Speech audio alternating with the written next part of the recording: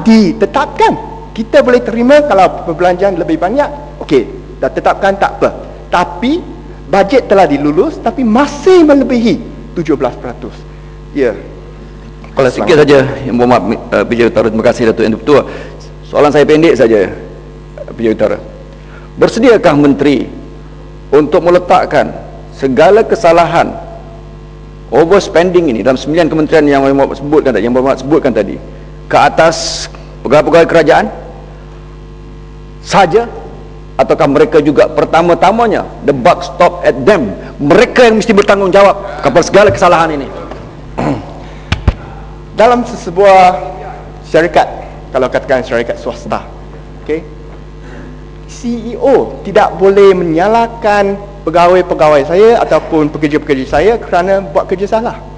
The buck stops at the CEO. Dan bagi menteri-menteri, kementerian-kementerian sama. The buck stops at the menteri. Kalau menteri tidak kawal perbelanjaan dalam kementerian dia, menterilah yang perlu bertanggungjawab. Kutu belum. Terima kasih PJ Utara.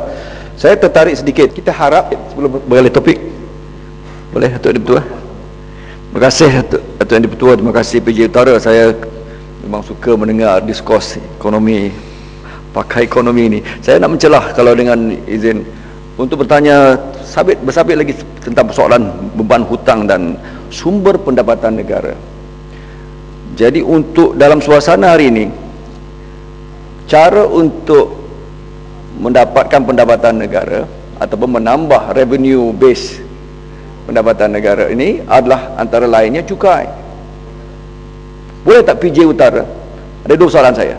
Pertama, kalaulah cukai dinaikkan seperti mana sudah kita dapat lihat property gains tax-nya satu, credit card-nya dan sebagainya, apakah kenaikan cukai untuk kerajaan mendapat revenue, tentunya kerajaan perlu revenue untuk membiayai bajet ini, apakah ia akan meninggalkan kesan yang diharapkan dalam government spending pula dari sudut macroeconomics-nya, dari sudut growth, dari sudut inflasi dan unemployment? Satu. Keduanya, apabila kerajaan terpaksa merujuk ataupun menggunakan pinjaman untuk mendapat revenue pula, pinjaman itu akan juga membuat persaingan kepada pinjaman daripada private investment. Di sana berlaku persaingan yang dikatakan akan juga mencetuskan kenaikan kadar faedah, yang sekaligus akan berlaku fenomena crowding out dikatakan. Saya minta kalau PJ Utara menjelaskan perkara ini. Terima kasih. Okey, dua perkara yang hormat dah masuk 40 minit. Ya. So rasanya boleh mula untuk membuat endingnya. 40 minit? Tak sampai. Benda yang hormat, benda begini tak perlulah pertikaikan. Kita dah rekod dekat sini. Dah masuk 40 minit. Maknanya dah masuk 40 minit. Okey. Tak tikaikan. Tak tikai. Okey. So saya teruskan saja. Saya ingin supaya menteri dapat menjawab soalan yang dibangkitkan oleh Kuala Selangor. So antara satu teras yang telah pun dibawa ke Dewan ni oleh Yang Berhormat Bagan adalah satu polisi untuk penyapusatkan fiskal negara kita. Penyapusatkan fiskal ni dalam bahasa Inggeris fiscal decentralization.